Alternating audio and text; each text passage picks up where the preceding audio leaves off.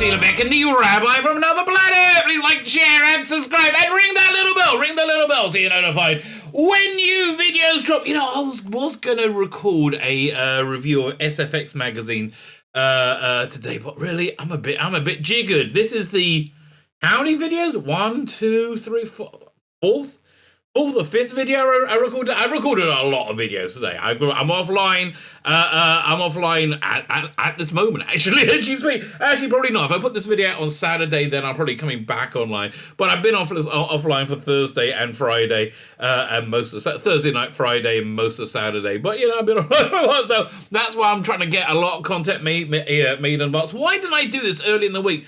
My computer's dying, right? My computer's dead. I mean, essentially, it's dead. And I'm just kind of like reanimating it like an unholy zombie corpse. That's basically what it. You might know the picture keeps freezing. That's why. A new computer is being bought next week. Oh, please. I can't wait. Something else I can't wait for is Chris Chibnall to just go. Leave us alone. Please. I mean, honestly, it's time to go, mate. It's like it hasn't worked out. It is time to go. But, you know, like a bad smell, he hangs around, which I think is a fair way of describing Chris Chibnall. So here's the weird thing about Chris Chibnall. He doesn't like Doctor Who, right? He didn't like anything about Doctor Who, so he wanted to change basically everything, right? You know, the premise, the origin, the character, you know, the central character, wanted to change everything about it. I'm not saying making him into a woman, even though that was a reasonable change. It would have been more of a change, I guess, you know, when we thought men and women were somewhat different. Yeah, no, that's not that's not the change. Change everything, absolutely everything. But at the same time, really wants to connect this era to all other Doctor Who. So what I think he wants to do is change all Doctor Who. Is to impregnate his, sorry for the metaphor, but impregnate his a travesty of Doctor Who throughout the entirety of it. Sorry, mate. Sorry. For me, Doctor Who ended with Capaldi, right? This isn't real. I've edited you out. This is never going to be part of fan canon, I think, because frankly, we all hate it, right? We all hate it. And I think the more time we see go by, the more that'll be a universal point of view that, like, forget it. That there was nothing of merit throughout this era at all. I like the Cyberman design. I thought the Dalek ships with designs were good. I like the Sontarans. That's about it. I thought the Sea Devils were a bit naff, right?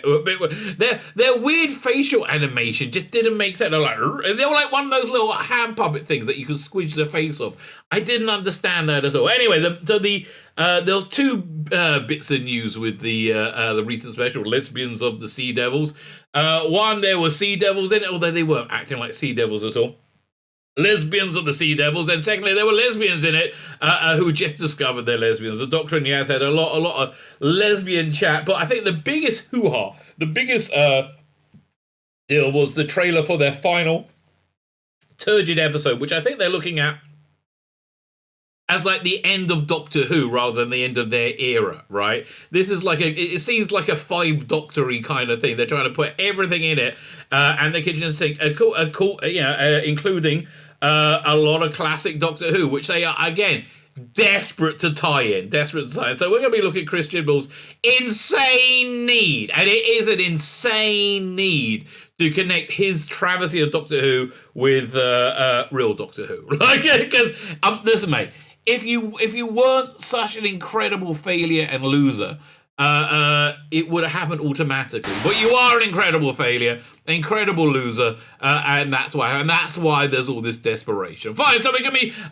taking a look at the trailer through the eyes of what culture. They're actually quite good at this sort of stuff, so that's going to give us a springboard of what to talk about. Before we get into it, you can hit the like button, the share button, and the subscribe button. And again, I'm sorry if the picture keeps freezing. Next week, new computer. Like, share, subscribe, comment. Let me know what you think. Thank you very much.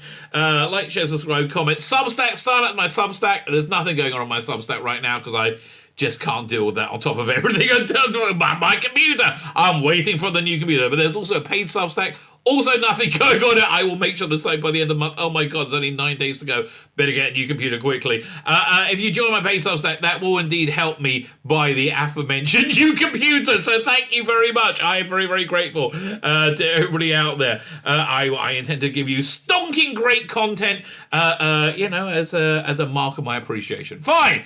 Let's start looking at this story. There's a few articles. I'm not sure how many we're going to get to because this first one's a long one. Let's have a look. We go. Doink. There we go. Doctor Who BBC Centenary Special Trailer Breakdown. 11 things you must see. Well, that's the first lie. You don't have to see any of this, right? In fact, I would recommend not seeing as much as possible, right? Don't see that. With our first look at Doctor Who BBC Centenary Special, let's dive into what's in store. I think I know what's in store. Boredom, revelations, and revelations, and it's still going to be boring, right? Boredom, revelations, bad acting. I think Mandip Gill and Jodie Whittaker will continue their run of an entirely unconvincing Doctor and companion, right? Thasmin, I think we're going to see a lot of Thasmin. And it looks like the Doctor regenerating.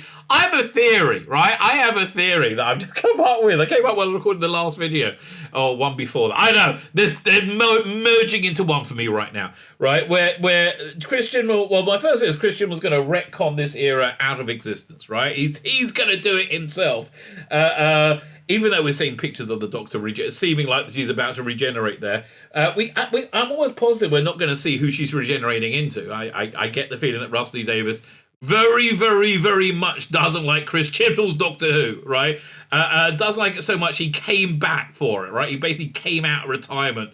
Not retirement, but yeah, he could have done anything. Like, he could have done anything. And he's come to fix Doctor Who because he saw it. I think it's in a bit of a mess. Also, I think he sees he can make himself a bob or two. So good luck to him there. I hope you do, mate. I hope you do. So yeah, I don't think we're seeing any connection with the with the next Doctor, if it's even connected. I think what's really interesting Russell much more is new ways of storytelling, which excites me as well. So maybe she won't regenerate. Maybe she'll give up all her regenerator power so she can run off with Yaz. Now, don't you see that happening? Don't you see that as a possibility? Well, again, this isn't a rumor. This is me thinking. Okay. With a first look at the BBC Centenary, let's dive into what's in store. No matter your feelings on Sunday's Legend of the Sea Devils, it was shit. Arguably the biggest highlight, rightly or wrongly, was the teaser we got for the BBC Centenary Special. I would agree with that. Even the Phasmin shippers who are going crazy, right? Oh, Phasmin! Even them. This was more important, I think. Rightly or wrongly, was the teaser we got from the Centenary Special. The feature-length special, set to screen in autumn, will see Jodie Whittaker's final episode in charge of the TARDIS, as well as Chris Chibnall's tenure in charge of the show. Bam! Man, did that work out badly. Could you imagine have you ever done anything that's failed that badly, right? I don't think so. I think this is like I don't know. I think the only people who can outclass him in failure would be Biden, Bojo probably. God, everybody hates Bojo. Man, he's really, really hated Boris Johnson. Yeah, there's a lot of failure about in there, but none quite as massive as Chris Chibnall's. With the 6th anniversary around the corner, 2023, helmed by Rusty Davies, this is the end of a rather controversial era of Doctor Who. You know, he said he made a 3-year out pack. What a liar. He meant to get out next year at the 60th, right? This is what he wanted to do with the 60th. This is why I think he wants to tie everything into it. What is it? Has been the end of a rather controversial era of Doctor Who. It's been shit, if that's what you mean. Yes, it's been very, very shit. Many threads still left hanging in the Chibnall era. This special has quite a lot of work to forget. Oh yeah, there's all the exposition as well. Forgetting the fact that, as far as we're aware, great chunks of the universe still destroyed by the flux, and they're not going to touch that. I don't think so. The two major matters are the Timeless Children and the Future Doctor need addressing. Didn't think she was in the trailer, was she? I can't remember. The teaser, chock full of characters and seemingly different plot points. Oh, God. Yeah, Chibnall knows how to throw out the plot points. He doesn't know how to connect them or make stories out of them, unfortunately. But, he knows what a plot point is. We know that it doesn't have the. We know Chibnall doesn't have the best track record in spreading himself thin with lots of characters and plot points. But this teaser certainly gets your attention. Yeah, in a good way. I don't know. Does it get your attention in a good way? Let's find out. So let's break down what's in the Centenary special teaser trailer. Bowie Base 1 spacesuits. So firstly, they're not Bowie Base 1 spacesuits. They are from the Impossible Planet. That's the first time we saw them. And again, this is the premise of the bit.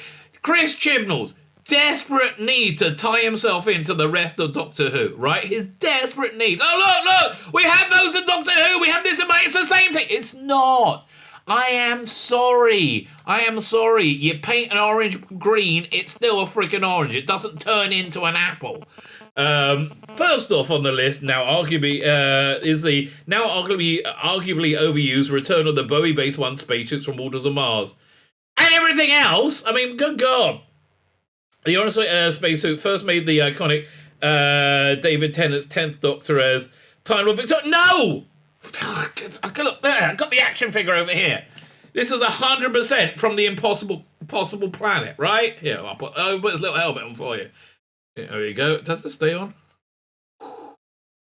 Yeah, okay. This was from Impossible. This was not from Waters of Mars, right? This was. Do they even have the? They have the logo on it, which I think was from Impossible. I got the guy with all the stuff on his face and the ood up there as well, and the big elevator thing. I'm not bringing all that down, but no, this is not from Time.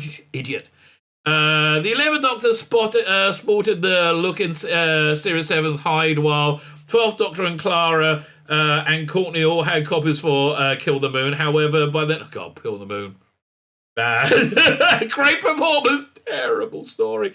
However, although it would have fit it right into the Whittaker, wouldn't it? However, the next time the TARDIS crew needed spacesuits for Empress Mars, they were replaced by sleeker grey suits instead. In this teaser, we see Dan seemingly in a bit of a bother, with 13 herself wearing one in a promo pic.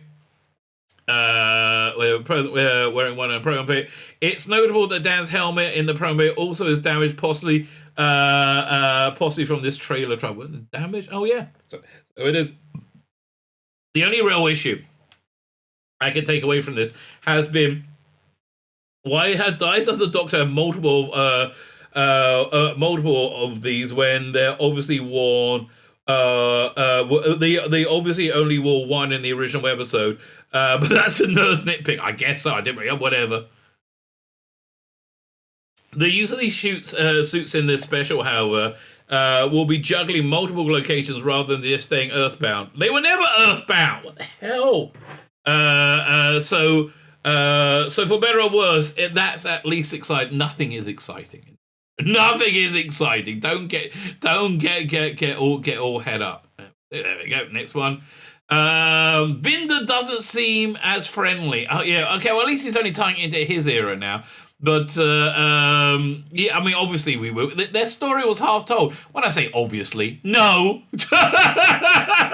no, there's nothing obvious about this nonsense. Portrayed by Game of Thrones Jacob Anderson, Vinder debuted as Enduring the Flux and is set to return for the grand finale. That's good, so we can make... Bell is going to be the Doctor, or Bell's baby or something. Is going to be something like that, I assume. Last time we saw Vinder, he was leaving the TARDIS gang with his wife Bell and Carvanista over the course of the series. We did see Carvanista in the teaser, and one of the few good things in the entire Chibnall era. I quite like Carvanista. Over the course of the series, we saw him helping out the Doctor and co, whilst also looking to reunite with his wife. We don't know how long it has been for Vinder, but it's possible. Well, listen, look at him. Few years at the absolute maximum, right? Less than 5. We don't know how long it's been for him, but it's been for Vinder. So the possibility of him to appear with the other two as well as his child, totally possible. His child's going to be the timeless child. No, you don't think so? His first return, he's the first returning character on the list, but he's appearing a little colder than before, and the trailer shows Vinder wielding his weapon while stood in front of the TARDIS. Is this towards some foe, or is he? Who cares? Or is he possibly keeping the TARDIS crew from getting inside for whatever reason? I don't care. Speculation can go on, but not with me, because I really, on a very, very genuine level, do not care, right? Do not care at all. Kate Lethbridge-Stewart's larger role. Again, you can put this more on Moffat for tying him into the rest of Doctor Who, but, it's very clear that this is something they very, very much wanted to do, to bring her in. Again, Chibnall needs to tie his ear to the rest of Doctor Who. It's a desperate bid for legitimacy, because he knows how badly it's gone. Right? He knows how badly it's gone, which is very badly, right? One of the returning characters, from one returning character to another, and this may be the trend on the list. Kate Lethbridge-Stewart. That's why they're returning, to get people to watch. Desperate. 2.2 million they got for the Sea Devils. I mean, I don't know if the BBC's even going to be functional by the time they get to Walton, but let's wait and see. Kate Bridget is once again the daughter of classic icon Brigadier Alistair Gordon Lethbridge-Stewart. In Canon, Kate first appeared in Series 7's Power of Three. Yeah, but Kate first appeared in Downtime, the independent production, played by a different actress. She popped out multiple times in the Moffat era, and she went on a bit of a hiatus along with Unit from 2015 until last year's Flux, when they couldn't bring Captain Jack in because he's cancelled, right? They needed somebody to bring in viewers, because nothing they're doing will bring in any viewers, right? Nothing at all will bring in any viewers. The overhyped at the end realistically served little purpose on the plot. The Flux series did detail the reason for her absence, but besides that, I don't even remember. Again, do you care? I don't care. I don't know. There wasn't much time for her in the very rush for night. There wasn't time for anybody, because it's written by Chris Chibnall, who is a moron, right? Obviously, it's a little too early to call this, but we know Unit has a role in the story from filming and piecing the trailer together locations. Kate could appear throughout. Kate's main moment in the trailer is her being marched as a captive of a certain foe, who we will address later. Was it Cybermen have her, I think? So it'll be exciting to see how it plays out. One major hope is that Kate is actually given something to do. No, Chris Chibnall doesn't treat anybody as a character, right? Doesn't treat anybody as a character. They are just like character-telling devices, right? That's all they really are. Number 8, Daleks again. Well, you would expect to. Are they going to be real Daleks, or are they going to be those horrible CGI ones from Flux? The fourth time this era, the Daleks are back. Well, yeah, that makes sense. I mean, in all fairness, that does make sense. How many times within Russell T Davies era they had in Dalek, Parting of the Ways. I'm not going to say Bad Wolf. Dalek, Parting of the Ways. Doomsday, and there was another one. There was the one before Doomsday, and then I can't remember. Listen, we're over 4 already. The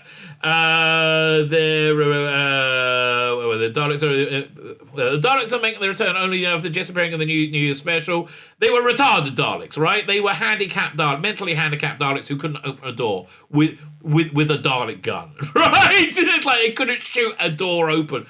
How do you write? I mean, how did that get by? I don't know. I wish I understood how that stuff can actually happen. Then the first appearing in the new special, but the return of their classic plungers and guns after several appearances, changing attachments. Okay, so they got the classic guns back. That's good, and the suckers. That's good. They're the first returning flow on the list, and obviously plays a part in the Time Prophecy. God, I forgot we had a villain called Time. Oh, from the Flux finale where the Doctor is told, "Beware the forces that mass against you, and their master." Yeah, really, that was as subtle as a brick, wasn't it? Also of note, the Daleks are back to their orange look. I would say more bronze. Location Gallifrey. This could be a totally jumping the gun. Let's have a look. Yeah, could totally be well, who cares? you nearly sucked me in there. No. Right? The trailer gives us a glimpse of 3 Daleks as well as one badass moment, which we're sure to get to later. Well, you wrote the article. Also of note, the Daleks are present in an orange... Okay, so they're in Gallifrey. Was destroyed in Series 12. If we're addressing the timeless child lineage, we're better place to do so. If we're throwing the kitchen sink at us, then what the hell? The Daleks are going to be Gallifrey post-Time War. Whether the planet of the Time Lords or not, these rocks look very unearth-like, and the idea of coming from other locations of the story. Some people think Daleks are overused, and maybe they are, but in this is BBC Centenary, Daleks are arguably the hottest property, much hotter than Doctor Who. Of course they're going to be involved, right? Number 8, let's go to number 7. Number 7, Lone Sideman back. Okay, the one good creation of this era, right? I like the costumes of Cybermen and things like that, but this is the one actually interesting creation, went nowhere and was insanely stupid. The second villain to return is the Cybermen, more specifically Ashad, the Lone Sideman. I wish we found out something about him, right? I think that could have been really interesting, but no, absolutely not, no. The Cyberman last properly appeared in the 2-part season 12 finale, where the Lone Cyberman was revitalizing the Cyber Army after receiving the Cyberium. After the Doctor was warned, don't give the Lone Cyberman Cyberium under any circumstances. It will be very bad. Do not do that. So what she do? She went ahead and did that, and then said, Icky Thump, I'll work out a little plan later. Really? Really? Why on earth would you trust yourself on this one? Really? That seems really dumb, okay? That seems really particularly dumb. The Cyberman, the revitalizing Cyberman, reawakening in a gorgeous new design. Agreed. Ashton was one of the strongest elements in Series 12 before going out like a chump. Yes, it's ridiculously. In this finale, Ashton was reduced to basically nothing more than a massive tissue compression eliminator, and exploded along with the death particle on Gallifrey. Does his return maybe alter the fate of that moment? Well, I guess so. He's there now, and he wasn't there. I mean, I guess so. Does his return maybe alter the fate of the possibly hinting towards the Gallifrey theory from last entry? Who knows? Oh, who knows? On the topic of season 12 finale, the last time we saw the Cybermen in general, they became the Cyberlords. So what happened to them? They're forgotten. We're still in the dark. Maybe we'll get some answers. I doubt it. The trailer shows Ashton and Cybermen on Earth, most likely at unit connecting clips, resulting in Cape being taken away as forementioned. Will we see another Cyber versus Dalek confrontation?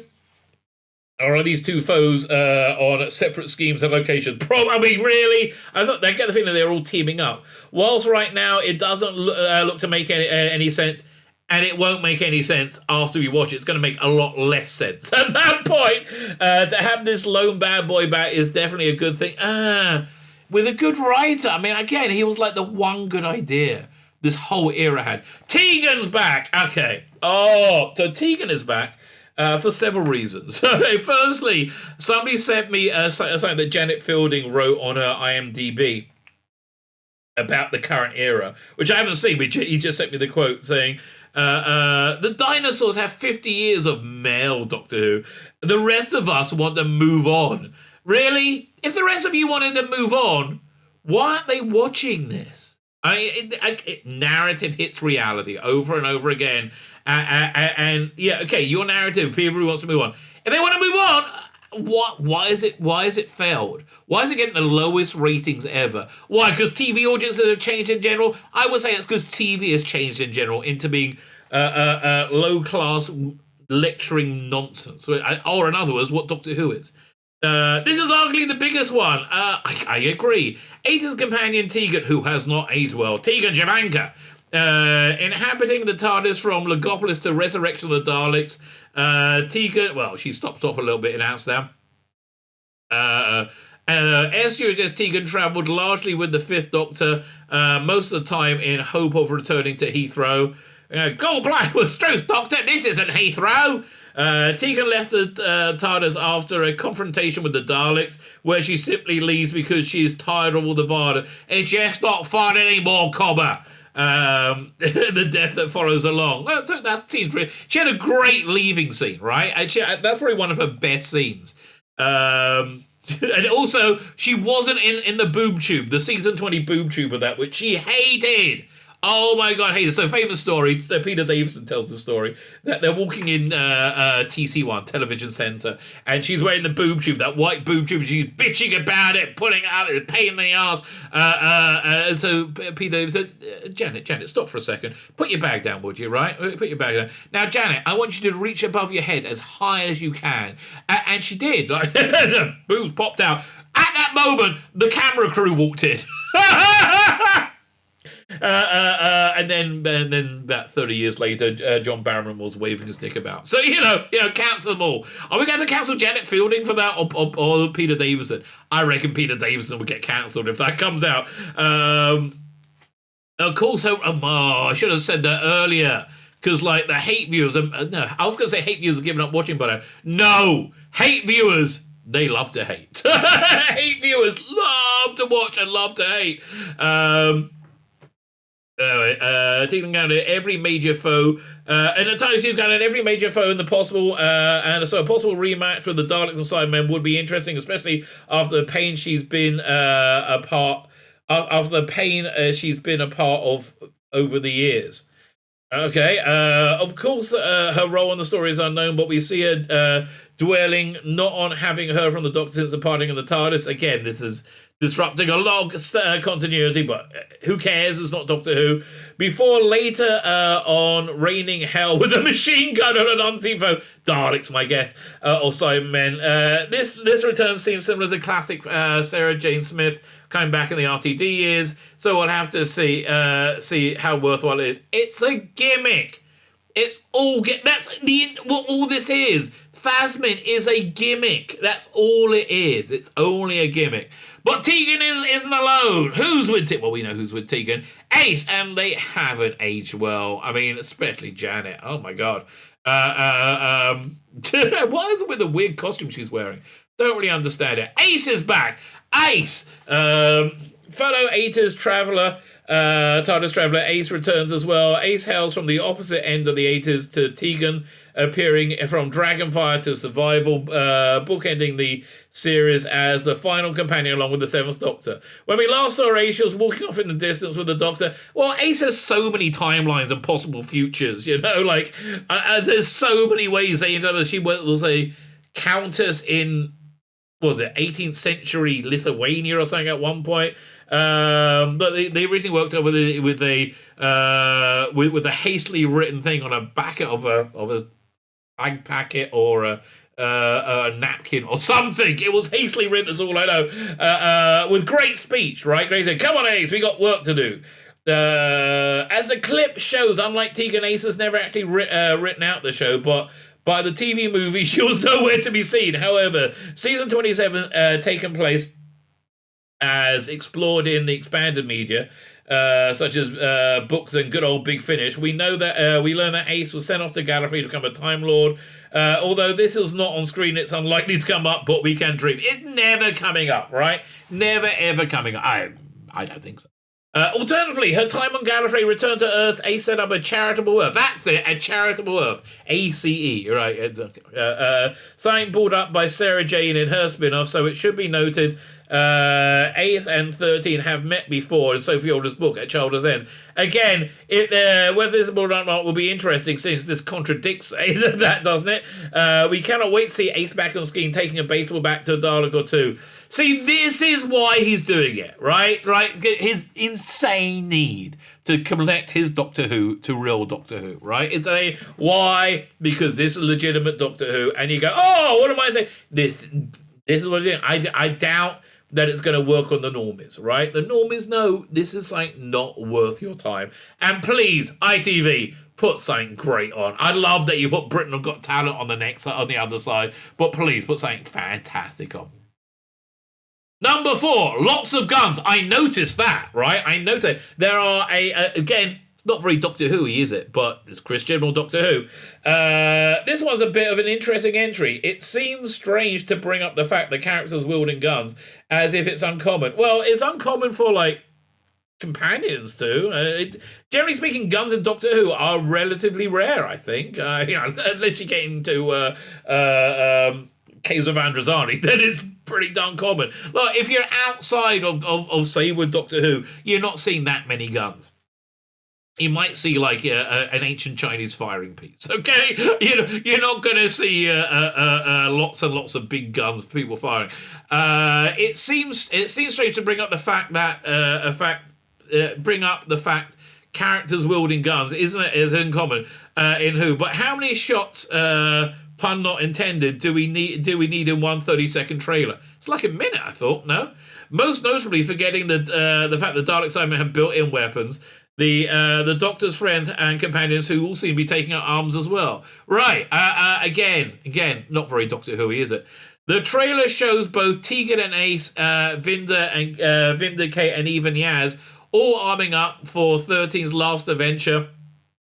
Now we know that we can expect Kate and Vinda to be armed. We've seen that as part of the character before, so rightly so, that makes sense. We've seen Ace using a bit of Nitro 9 and a baseball bat. Yeah, but the scene when they're firing, they look really kind of, but they're like, they like really look pathetic. It wasn't good. Full blown machine guns. Furthermore, seeing Tegan as a badass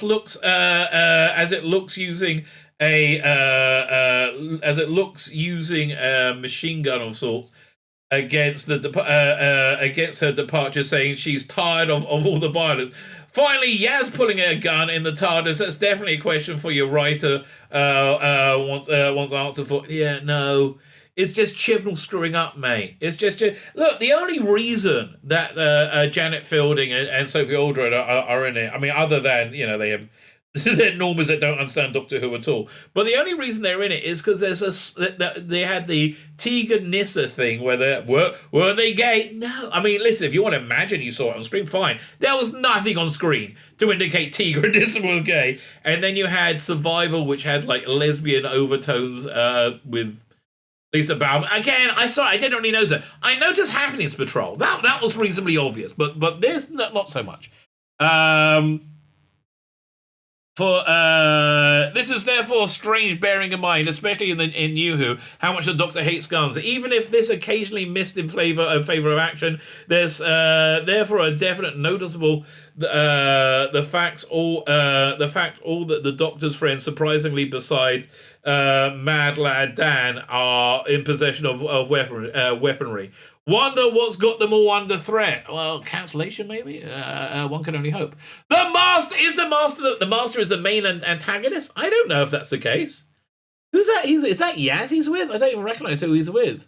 The beardless Master. Finally, returning to the list, the Master's back with long hair and a beard. Well, not in that picture. With the surprise debut in season 12, Sacha Dhawan has proven to be the defining big bad for the 13th era. Not really. So his return makes sense. I mean, okay, his return makes sense. I would say, the Snake dude, much more so. The Master Return was kind of an open secret, playing into a full version of previously mentioned time prophecy. Beware the force of that mass against you. And there, Master. I wonder if that has double meaning. Okay, really? So taking it literally looks as if the Master bringing the Daleks and the Cybermen and together for one big scrap with the 13th. Really? You think you're going to need the Daleks and the Cybermen? I think a bottle of a can of Raid would do the trick. Quite frankly, it's not going to take much. A quick shovel to the back of the head and you're done. Don't do violence, kids. It's bad for you. The first time the Dalek Cybermen Masters have been seen in the same episode since the Five Doctors. They were saying it ever until somebody remembered that. But they never actually have shared the screen. So who knows what if we get that around this time around. I mean, okay, it's just like, I don't really care. It seems kind of pointless to me. We get 2 appearances of the Master in trailer. One clean shaven with incredibly long locks, and one with incredibly long locks and a beard. So he's ripping off Matt Smith. What was that season? His second season, right, where he had a beard and he was in the. They kept him in that giant black prison made out of, I can't remember. I got the action figure right up there. I'm not picking up the action figure, okay? Although he did look a lot like Steven Taylor with a beard, didn't he? A beard and long hair. It was very he could have really played Steven Taylor. Is this suggesting once again, similar to Survivor, we'll see the Master across a long passage of time? If it's down to a personal choice, do you think your writer thinks he should go back to the middle ground and stick with the shorter beard? Yeah, I agree. Facial hair aside, it cannot be denied that Demands Master has been the highlight of the era. I'm denying it! I've absolutely denied it. Yes, there have been no highlights of this era other than it going away forever. The highlight of this era, Legend of the Sea Devils getting 2.2 million. That was a bit of a highlight for me. What role will he play in the 13th regeneration? Speaking of which, well, are we going to see her regenerate? Yes, okay. The Doctor is regenerating. Maybe, and she calls out Yaz as she is, but is she? That's the question. I mean, we saw that with Tennant, right? It's to treat it like Doctor Who karaoke, right? He doesn't have any original ideas. He's going through a bunch of karaoke of stuff that we've been told we'll see before. This has become a growing trope in Doctor Who regeneration, but we have been given a slight glimpse of the 13th Doctor regenerating. Do you think this is the final moment or an early false version? I think it's an early false version, right? Who knows? That's the second time you use that. A reason to maybe consider that the Doctor is actually regenerating is we've been told by director James Magnus Stone the regeneration was filmed outside the TARDIS. And they're outside the TARDIS by the looks of it. Okay. Whether a misdirection or not. If this isn't the Doctor regenerating, a major consideration would be the Doctor is opening the fob watch. No, this is a regeneration engine. It's not opening the fob watch, I think. Anyway, the fob watch, where to go? Where she was introducing the Fluxers with all her pre-Hartnell. Stab on that watch. No, get rid of it forever.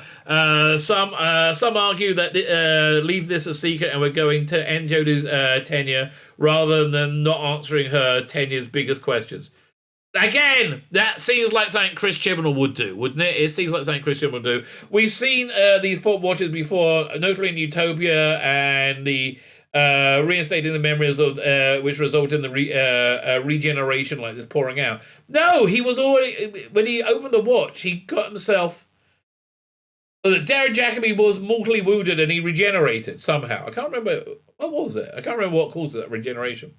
Even they knew the regeneration is coming, as this is Jodie's final story, but how it comes is obviously going to be a secret. Yeah, I reckon they're going to